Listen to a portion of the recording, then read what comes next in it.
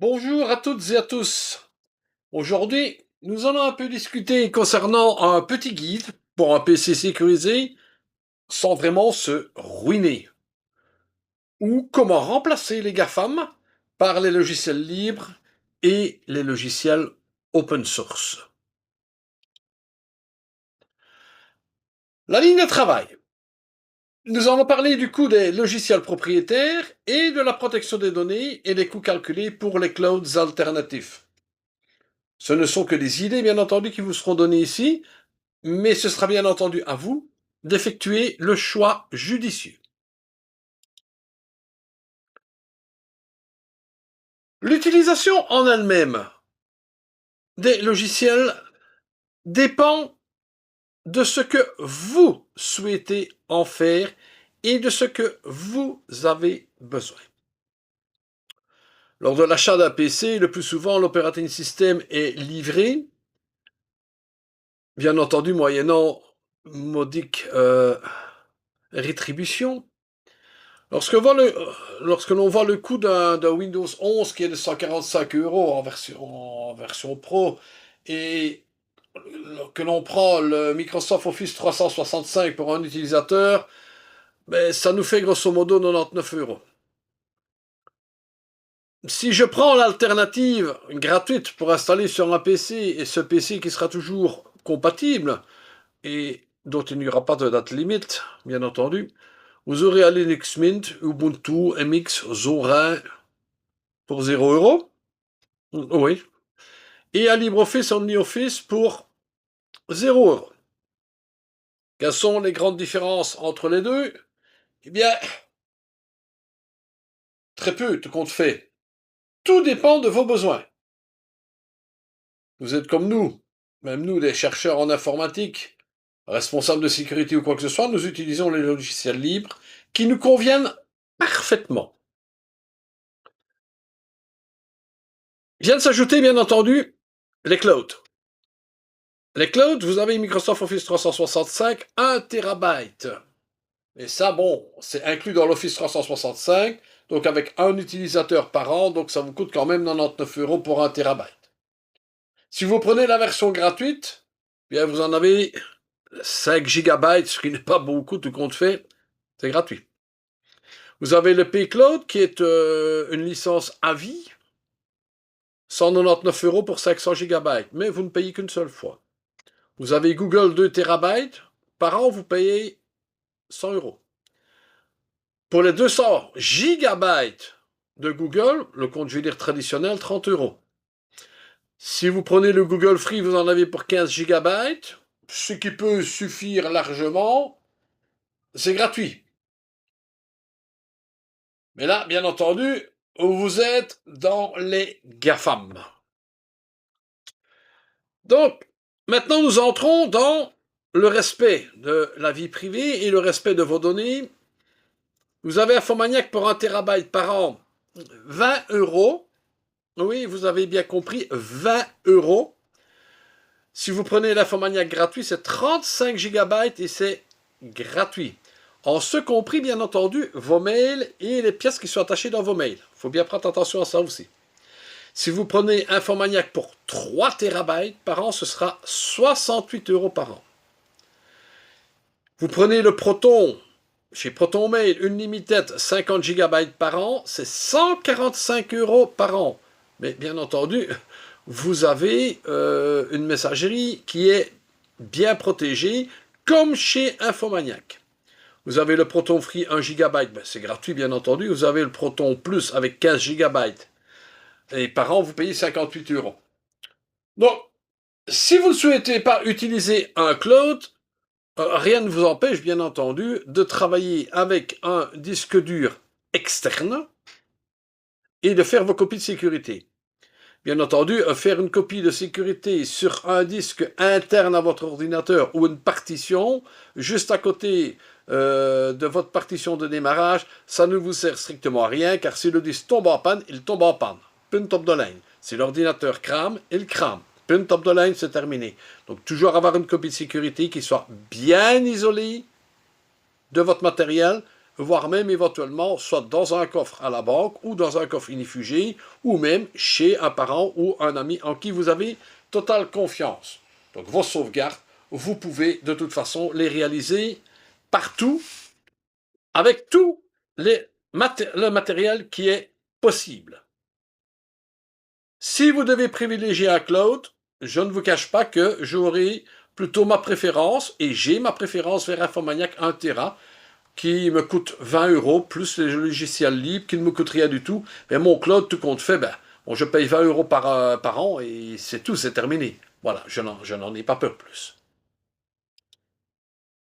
Alors, ce que nous vous proposons, bien entendu, et ça fait déjà des décennies de ça, on propose toujours l'usage de Linux.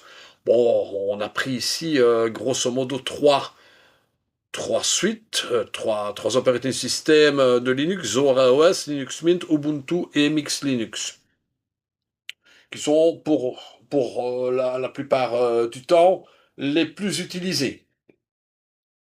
Donc le tout, c'est de modifier vos habitudes, de perdre vos données parce que vos données, elles se perdent. Il faut bien se rendre à l'évidence. Il y a des pertes de données partout. Mais vos données sont également utilisées par des sociétés tierces, et je ne citerai aucune société ici, car lorsque vous signez électroniquement le contrat, le CLUF, le contrat de licence utilisateur final, je ne cite pas de société bien entendu, mais vous accordez des droits. Mais vous perdez vos droits.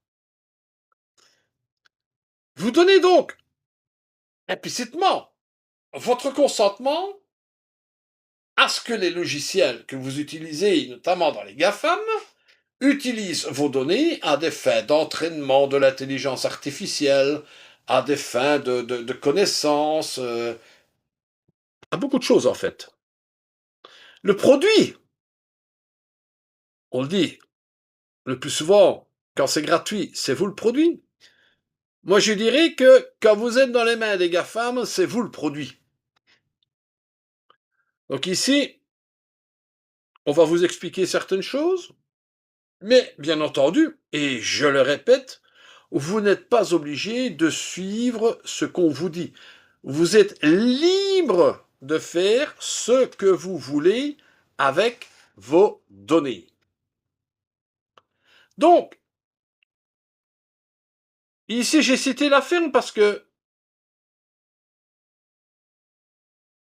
on annonce que la firme respecte le RGPD, la firme Microsoft, et ici il y a même une faute d'orthographe dans le slide, mais je ne vais pas recommencer un slide pour une petite faute d'orthographe. Que la société vous permet un contrôle administrateur avancé, il n'utilise pas les données clients professionnels pour entraîner ces modèles publics sans consentement. En fait, tout dépend du paramétrage du contrat particulier entreprise et du niveau de gouvernance interne.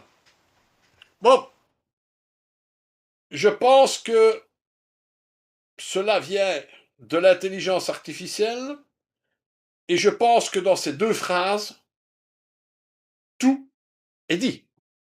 Je ne pense pas qu'il faille encore aller plus loin en divagation ou en discussion.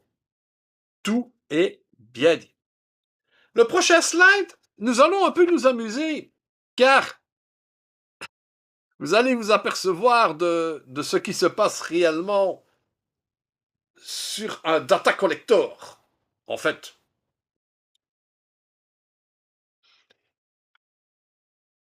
Ce petit slide a été réalisé, bien entendu, par l'intelligence artificielle. Les systèmes que nous connaissons à l'heure actuelle collectent des données de diagnostic. Ces données sont relatives à l'usage, aux performances, aux erreurs, et ça vous aide à mieux comprendre ce qui en fait est rapiné. Oui, parce que ce sont des rapines, c'est du vol, avec votre consentement, Et comme je vous l'ai dit tout à l'heure, car vous avez accepté le contrat de licence utilisateur final. En résumé, avec le paramétrage minimal, il y a certaines données qui restent malgré tout transmises. Et à notre niveau, il est quand même difficile de comprendre exactement ce qui est collecté, entraînant bien entendu un risque de surveillance et un manque de transparence qui, lui, est bien réel. Donc, on retiendra, et c'est une notion qu'il faut absolument retenir, et c'est la principale notion, qu'il y a un risque de dépendance économique et technique. Lorsque l'on regarde Microsoft 365, en général, il centralise les données dans le cloud. Donc, les mails, les documents, les conversations Teams, oui. Donc, vous avez un risque qui est élevé, un accès peut-être non autorisé à ces données en cas de faille, en cas de mauvaise configuration. Et on peut donc en conclure, on ne doit pas, on peut en conclure que nous avons une très forte dépendance quant à l'infrastructure de cette firme et que vous risquez une perte de contrôle direct des données sensibles. C'est-à-dire que ces données sensibles, lorsque vous le voyez ici, ben, vous avez tout le cloud avec le flux de données. Ben, ce sont vos données qui transitent. Vos données qui transitent de votre ordinateur personnel et qui vont vers votre drive. Et votre drive est utilisé dans le service cloud et certaines données peuvent être partagées, bien entendu. Ces données qui sont partagées hors de l'Union européenne, bien, je ne vous cache pas que pour moi, c'est un énorme souci. Avec le rapport qu'il peut y avoir entre le RGPD européen ainsi que le Cloud Act des USA. Sous certaines conditions, n'oubliez pas que les autorités étrangères peuvent avoir accès à vos données, sous condition. Donc, conflit juridictionnel, protection juridique qui pourrait être affaiblie également, utilisation par l'intelligence artificielle, flux de données qui transitent via d'autres serveurs, mais ça nous ne le savons pas. Par contre, ce qu'on peut certifier ici, lorsque l'on regarde ce petit slide, c'est que l'exploitation de vos données à des fins commerciales, franchement, ce n'est plus inscrit. Il y a un usage, bien entendu, pour l'amélioration des produits. On alimente les modèles IA. Il y a ciblage publicitaire. Donc ça, ce ne sont que 3 actions qui sont possibles, mais qui sont entreprises par les grosses sociétés. Maintenant, on vous pousse à l'utilisation de l'IA, et ce qui se passe, c'est que le prix des mémoires a augmenté parce qu'il faut beaucoup de mémoire pour l'intelligence artificielle. On vous impose bien entendu Copilot, qui lui analyse vos mails, vos documents, vos réunions Teams, et je vais dire que ça vous met à une exposition involontaire, bien entendu, de votre part, de certaines informations qui pourraient être, je vais dire, à tendance stratégique. Donc, on peut dire que nous avons un souci en ce qui concerne, par exemple, le verrouillage technologique. Ce qu'on appelle le verrouillage technologique, c'est qu'il y a des formats propriétaires. Prenons l'exemple des DocX, des XLSX, des PPTX, qui font que Microsoft a une intégration très puissante entre ses services. Et que l'utilisation de ce format-là, l'utilisation des métadonnées, sont pour moi un problème. Donc, lorsque vous devez migrer d'un cloud tel que celui dont on parle, je pense qu'il y a un gros problème et par expérience, c'est d'une complexité, mais bien entendu, si vous avez une bonne volonté et quand même un peu d'expérience, il est possible de quitter ce qu'on appelle les GAFAM pour passer sur un système qui est totalement libre. Mais pour ça, il y a du travail. Le travail, c'est déjà de réduire la collecte des données qui se passe dans Windows Microsoft 365. Donc, là-dedans, il faut bien entendu retirer la télémétrie, désactiver l'historique de vos activités. Si vous n'avez pas besoin de faire des synchronisations, vous ne les faites pas. La première chose aussi pour augmenter la vitesse d'un ordinateur, c'est que, vous ne lancez pas automatiquement le Teams, si vous êtes sous Windows, bien entendu. Vous ne lancez pas automatiquement le OneDrive.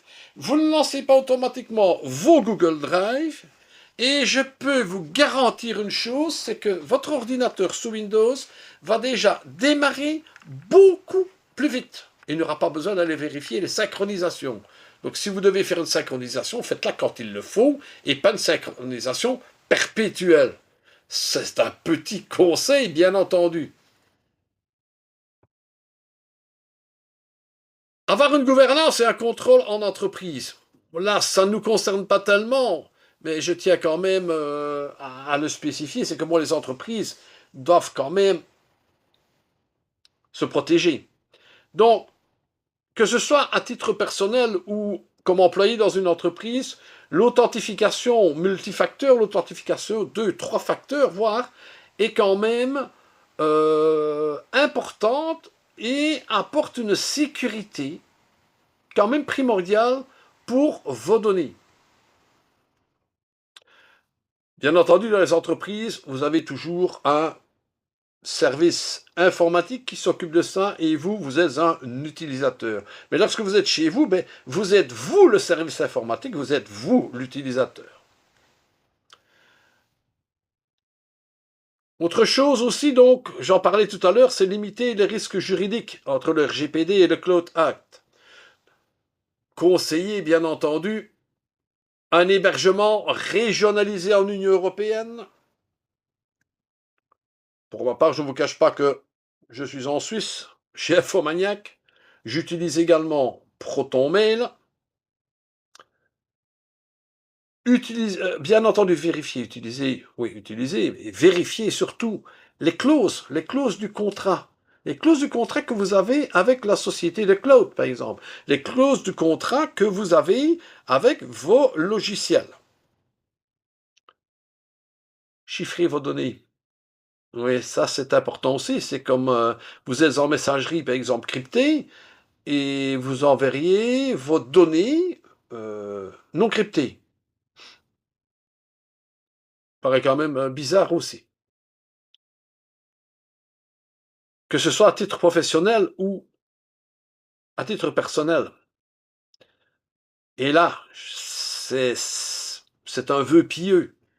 Encadrer l'usage de l'intelligence artificielle. Donc, ce que vous devez faire, c'est absolument regarder ce que vous demandez à l'intelligence artificielle. Et lorsque vous utilisez l'intelligence artificielle, il est important, bien entendu, de vérifier les données qui vous sont données par l'intelligence artificielle. L'intelligence artificielle ne connaît pas tout. C'est faux et archi faux de dire qu'elle connaît tout. L'intelligence artificielle va rechercher les données qui se trouvent partout. Oui, l'intelligence artificielle est devenue le grand Wikipédia. L'intelligence artificielle va vous trouver tout. L'intelligence artificielle va faire tout. C'est ce qu'on vous dit, c'est ce qu'on veut vous faire croire. Mais l'intelligence artificielle peut également se retourner contre vous. Donc bien vérifier. Vérifiez tout ce que vous envoyez, tout ce que vous demandez à l'intelligence artificielle. Car tout ce que vous demandez dans certaines intelligences, dans certaines IA, est gardé bien conservé au frais. Il est utilisé, bien entendu, selon où vous utiliserez l'intelligence artificielle. Alors, les petits conseils, ben, sauvegardez régulièrement vos données, mais en dehors d'un écosystème GAFAM. En dehors. Choisissez toujours bien un cloud qui soit bien protégé et par pitié. En Europe, il faut toujours évaluer toutes les stratégies que vous pouvez avoir. En résumé, pour les forces et les limites, ça provient, je ne vous cache pas, j'ai questionné l'intelligence artificielle, hein, donc c'est ce que l'intelligence artificielle me dit. Microsoft 365, il est très complet. Oui, en effet, il est complet. Mais bien entendu, vous êtes dépendant à 100%.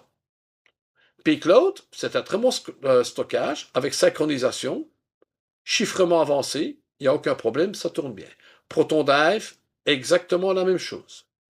KDrive, la suite Infomaniac, c'est un cloud, coédition avec OnlyOffice intégré. Oui, vous avez OnlyOffice, nous allons en parler tout à l'heure. Hébergé ensuite en Suisse, avec une très forte confidentialité et c'est totalement conforme au RGPD. Possibilité d'email, chat, vidéoconférence avec K-Suite. Moins riche que Microsoft, bien entendu, mais souvent suffisant pour un usage privé. Pour votre usage privé, vous avez largement assez avec KDrive et les logiciels libres. Même pour un usage, je vais dire, semi-professionnel, en travaillant moi avec des ASBL, j'utilise le KDrive et OnlyOffice. C'est largement suffisant. OnlyOffice, c'est la suite bureautique moderne, open source, et ce qui est un peu dommage, c'est qu'elle est, non pas dommage parce qu'elle est compatible avec les formats Microsoft, mais qu'elle utilise par défaut les formats Microsoft. J'aurais préféré qu'elle utilise un format open, un format ODT par exemple, le format ouvert, plutôt que d'utiliser le format de la firme de Redmond. Donc c'est une solution il lui faut bien entendu un cloud à l'arrière. LibreOffice, ben bon voilà, le LibreOffice, c'est le LibreOffice comme l'OpenOffice que nous connaissons, gratuit, open source, puissant, hors ligne, pas de Collect Cloud, pas de télémétrie intégrée, mais bien entendu, il faut gérer son stockage, comme vous le faites avec une suite extérieure, bien entendu. Vous utilisez CardDrive, vous utilisez Infomaniac avec LibreOffice, vous voilà totalement indépendant et vous dépendez d'un cloud européen. Je note directement que nous n'avons aucun pourcentage concernant les personnes ou les clouds dont nous parlons ici. Nous ne touchons pas un centime. Donc, toutes les recherches que nous faisons sont réalisées indépendamment. Nous n'avons rien à voir avec les sociétés. Alors voilà, ceci, ça veut tout dire. Créé, bien entendu, avec l'intelligence artificielle. Bon oui, pourquoi pas tout compte fait. Libérez-vous avec les logiciels libres. Donc, en utilisant OnlyOffice, par exemple, avec un Linux Mint et avec le KDrive de chez Infomaniac. Bon, ce n'est pas compliqué. Ça coûte 20 balles, comme on dit. Ouais, 20 euros. Vous en avez pour 20 euros, vous êtes tranquille, vous êtes protégé par le RGPD, on ne vous chipe pas trop vos données. Comme on dit, what else? Que faut-il de plus? Je ne vois pas très bien ce qu'il faudrait de plus. Donc, l'utilisation générale gratuite maintenant. Attends, on va en parler. On va venir vraiment à la solution idéale. Que vous utilisiez Linux Mint, MX, 25.1, 24.3, peu importe. Ubuntu, Zorin, 17.3, 18. Linux Mint, version Cinnamon, les versions XFCE, peu importe. Vous avez un operating system qui est complet, avec des logiciels gratuits, et en plus, qui ne fait pas de télémétrie, qui ne vous prend pas vos données, qui ne vous ship pas vos données. Dans la bureautique, je vais prendre simplement OnlyOffice ou bien LibreOffice. Là-dedans, vous avez un traitement de texte, document. Vous avez un tableur, worksheet, les présentations, l'équivalent de PowerPoint. Et vous avez même une gestion de base de données qui se trouve dans LibreOffice. Et vous avez aussi une gestion de formulaire. Concernant la PAO, la publication assistée par ordinateur, vous aviez auparavant dans l'Office 365 Publisher. Publisher n'est plus supporté par la firme de Redmond et est abandonné. Donc va sortir de l'Office 365. Eh bien nous avons Scribus. Scribus, c'est un peu un format comme l'ancien Corel Ventura, que l'on a connu sous DOS et sous Windows, une des premières versions, ou bien comme Adobe PageMaker. C'est pour réaliser vos revues. Et les imprimeurs utilisent des logiciels comme ça. Gestion modification de photos, l'équivalent de Photoshop, bien entendu, c'est de GIMP. Très bien connu. Vous travaillez avec toutes les mêmes fonctions, donc vous n'avez aucun problème. Si vous voulez avoir une modification simple de vidéo, eh bien sous Linux, vous utilisez PTV. PTV, c'est gratuit. Ça vous permet de faire des coupages, ça vous permet de faire du recollage, ça vous permet de changer la bande son. J'ai déjà pour ma part effectué des modifications dans des vidéos. Eh bien oui, j'utilisais PTV. Et j'ai ressauvegardé mon fichier MP4. Et le cloud, eh bien c'est comme je vous l'ai dit tout à l'heure, eh bien le cloud, c'est purement et simplement selon vos besoins. Il n'y a aucun problème. Vous ne devez pas prendre, bien entendu, un cloud avec 3 terabytes alors que vous avez 10 gigas de données. Avec 10 gigas de données, eh bien, vous restez sur le gratuit, bien entendu. Étant donné que déjà chez Infomaniac, il y a de 35 gigabytes sur le cloud. Donc là, vous restez sur le gratuit, il n'y a aucun problème.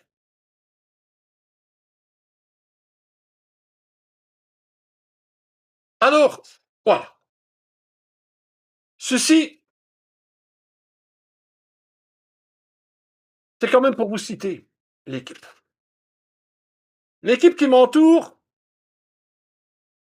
c'est une équipe, nous sommes d'anciens professionnels de l'informatique. Nous sommes restés, bien entendu. Et bien, l'équipe ici, j'aime bien te la présenter également. Notre conseiller en diffusion, c'est mon vieil ami Philippe. Le design, création des emojis, c'est Marcus. C'est un peu maintenant devenu notre spécialiste de l'impression 3D. Les commentaires, c'est moi, c'est Félix. Les corrections, c'est notre Miss mode d'emploi, c'est Michel. Elle, elle lit les modes d'emploi et elle utilise la machine. Nous utilisons la machine et quand ça ne va pas, on appelle Michel. Voilà. J'espère que vous avez tout compris. Et alors, à la fin ici, eh bien, c'est un petit tableau qui reprend toutes les fonctionnalités, Microsoft 365, P-Cloud, les protons et tout ça, avec toutes les collaborations. Et ce tableau est téléchargeable, bien entendu, avec la vidéo. Donc, il sera mis en séparé. Voilà, j'espère ne pas avoir été trop long. C'est la petite vidéo du dimanche, comme on l'appelle. J'espère qu'on vous aura quand même appris certaines choses. Et on vous remercie de nous suivre et de vous affilier à notre chaîne YouTube. À bientôt.